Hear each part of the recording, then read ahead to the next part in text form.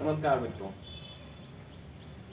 आज मैं हूँ मेहरौनी तहसील ज़िला ललितपुर उत्तर प्रदेश में, जो कि विंध्याचल में एक मनोरम स्थान है। और यहाँ की प्राकृतिक छटाएं, वृक्षदार सड़कें और चारों तरफ हरियाली देखते ही बनती है। ललितपुर ज़िला देश में सबसे ज़्यादा बांधों के लिए भी मशहूर है।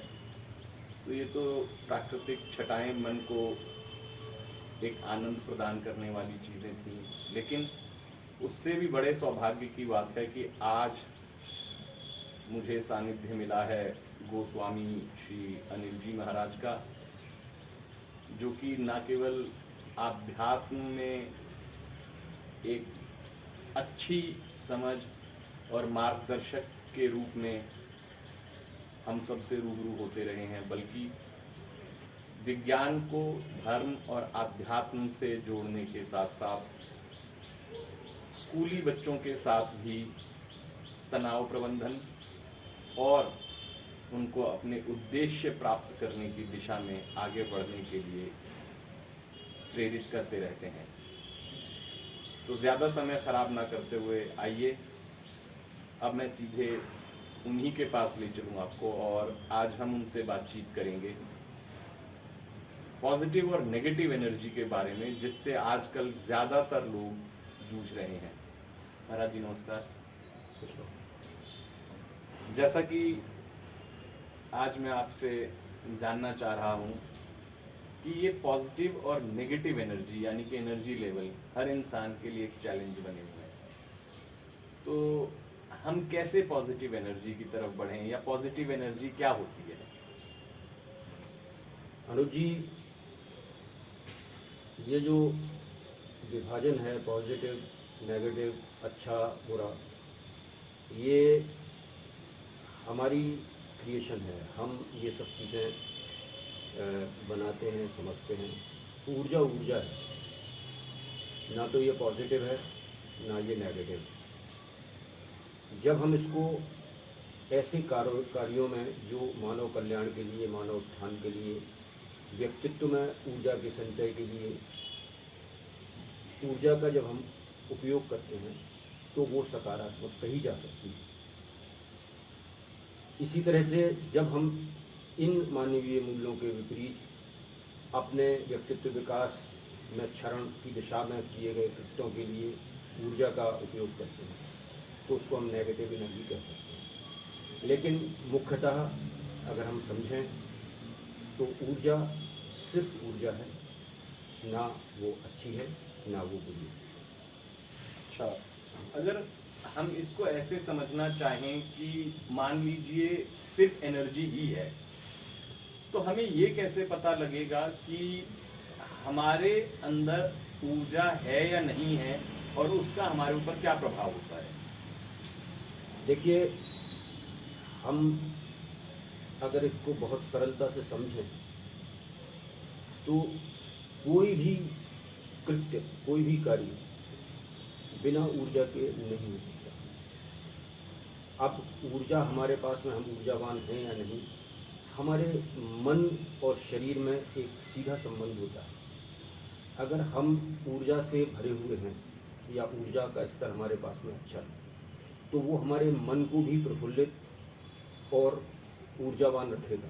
हमारी गतिविधियाँ, हमारी क्रिया पद्धति सारी की सारी ये दिखाएगी कि हमारे पास में ऊर्जा का क्या स्तर है, हम किस तरह से अपने ऊर्जा को संचित करके सदुपयोग कर रहे हैं। जी, और यदि हम माने, जैसा कि आपने बताया कि मानव उत्थान या ह्यूमन वेलफेयर की तरफ जो एनर्जी चैनलाइज होती है उसको हम पॉजिटिव एनर्जी का नाम दे देते हैं, तो क्या ये पॉजिटिव एनर्जी जनरेट की जा सकती है?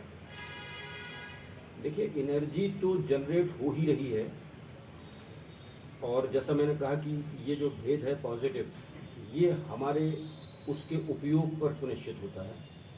और ऊर्जा के लिए हमारे आदिकाल से जो शोध हुए हैं, आध्यात्मिक कह सकते हैं, उसमें ब्रह्मचर्य, संयम, नियम और ऐसे काम जो हमारे तंत्र में, ऊर्जा उत्पादन में हमारे सहयोगी होते हैं, ऐसे कृत्य उनको सिखाते हैं। अनादिकाल से जो हमारी चर्या है उसमें ये बल दिया जाता है कि हम ऊर्जा का कैसे उत्पाद करें, शरीर में कैसे ऊर्जा का संचय करें, और फिर उसको हम संचय को अपने अच्छे कार्यों के लिए, अपने व्यक्तित्व को विकास के लिए, मानव कल्याण के लिए किस तरह से उपयोग करें। जी। अच्छा, जैसा आपने अभी बताया कि ऊर्जा लगातार प्रोड्यूस हो रही है और जब वो चैनलाइज ह्यूमन वेलफेयर की डायरेक्शन में हो गई तो हम समझ लें कि वो पॉजिटिव एनर्जी है। सो कोई विजिबल सिम्टम्स आप बताना चाहेंगे कि इसके दिखने लगे सब्जेक्ट को, उस पर्टिकुलर पर्सन को, कि हाँ अब ऐसा होने लगा है, ऐसे कुछ सिम्टम्स जो विजिबल हों आसानी से? हाँ, ये सहजता से हम महसूस कर सकते हैं, क्योंकि जब हमारी ऊर्जा को हम ऐसी दिशाओं में उसका प्रवाह सुनिश्चित करते हैं जो मानव कल्याण के लिए है, या अपने ही ऐसे व्यक्तित्व विकास के लिए जो मानव कल्याण की तरफ प्रेरित होता है, जी। उस विधा में जब हम क्रियाशील होते दिखते हैं तो हमारे अंदर दया, करुणा, मुदिता, सहकार, ये सद्गुण अपने आप पोषित होने लगते हैं और वो हमारे दिनचर्या में, हमारे प्रतिदिन के क्रियाकलापों में सहज झलकते हैं। जी। क्या आप हमारे दर्शकों के साथ में कोई ऐसे आसान से कृत्य या एक्शंस सजेस्ट करना चाहेंगे जिनसे वो अपनी एनर्जी को पॉजिटिव एनर्जी की तरफ चैनलाइज करना चाहें? वक्त बहुत कम है, इसलिए मैं कहूँगा कि थोड़ा शॉर्ट में बताइएगा। देखिए, हमारी विवशता ये है कि हम मन के अधीन हैं। जी। हम विचार करते हैं लेकिन हमारी तैयारी नहीं होती, मन हमारी बात नहीं सुनता है, उससे हमारी मित्रता नहीं है। तो क्या होता है कि हम चाहते हुए भी ऐसे कृत्यों की तरफ बढ़ जाते हैं जो नहीं कह सकते कि मानव कल्याण के लिए है या अपने ही कल्याण के लिए। अर्थात क्या है कि चाहे हम अपने शोधन का काम करें, आत्मशोधन का काम करें, या परमार्थ की करने की योग्यता प्राप्त करने का काम करें, उसमें सहकारी या सहभागी मन होता है और वो लाखों जन्मों की विसंगतियों से भरा हुआ है। ज्ञानपूर्वक अज्ञानपूर्वक हमने मन को मन माफिक भोग दे देकर इतना अनियंत्रित कर दिया है कि जब हमें ये ज्ञान होता है कि हमें मन से मित्रता करनी है तो हमको बड़ी अजीब सी स्थिति देखने को मिलती है, क्योंकि वो आपकी बात नहीं सुनता है। तो इसके लिए ये बताया है और हम लोग ये लोगों को प्रेरित करते हैं कि वो धीरे धीरे धीरे धीरे संयम नियम से, छोटे छोटे नियम लेकर के मन को ये संदेश देना शुरू करें कि वो अगर इस तरफ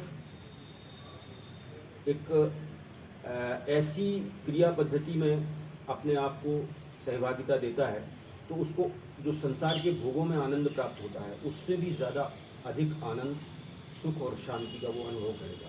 जी। तो उसके लिए क्या है कि एक जिसको कहा है साधना, साधना से कोई ऐसा तात्पर्य नहीं है कि कोई बहुत कठिन या बहुत ज़्यादा इस तरह की क्रियाओं का हम वर्ण करें, अपितु हम दैनंदिन जो चर्या है उसमें अनुशासन, यम नियम, जिसको कहीं 10 कमांडेंट्स कहा गया है, किसी को कहीं अलग अलग तरीके से उनका वर्णन है, लेकिन हमको मन को अपनी मित्रता में बांधने के लिए सदप्रयास करना पड़ेंगे और ये सदप्रयास ही साधना है।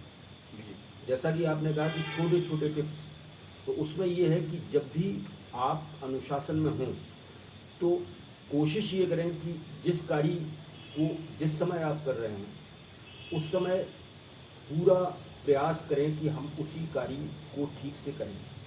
जी, इस क्षण को हम बहुत सबूरी से, बहुत सच्चाई से और बहुत सहजता से, पूरे ज्ञान से जागृत रह करके जीना सीख सकें, इसके लिए उद्यत हों, प्रयत्नशील हों, तो धीरे धीरे बात बनेगी। क्योंकि बहुत लंबे समय की बिगड़ी हुई बात बहुत जल्दी कोई चमत्कारिक तरीके से नहीं बदलने वाली है। तो इसलिए उसको हमें प्रयास करना पड़ेंगे और ये प्रयास फलीभूत होंगे, ये मुझे विश्वास है। स्वामी जी बहुत बहुत धन्यवाद। इतने कम समय में इससे ज़्यादा शायद हम आपसे प्राप्त कर भी नहीं सकते थे। और दर्शकों, मैं चाहूँगा कि अगर आप इससे आगे की भी पद्धति या जानकारी लेना चाहते हैं तो आप कमेंट बॉक्स में कमेंट करिए और हम प्रयास करेंगे कि स्वामी जी की उपलब्धता हो आगे की मार्गदर्शन के लिए भी हमें। फिलहाल हम आज्ञा चाहेंगे। स्वामी जी बहुत बहुत धन्यवाद और फिर जल्द ही कोशिश करेंगे कि आपसे भेंट हो। नमस्कार। कल्याण हो।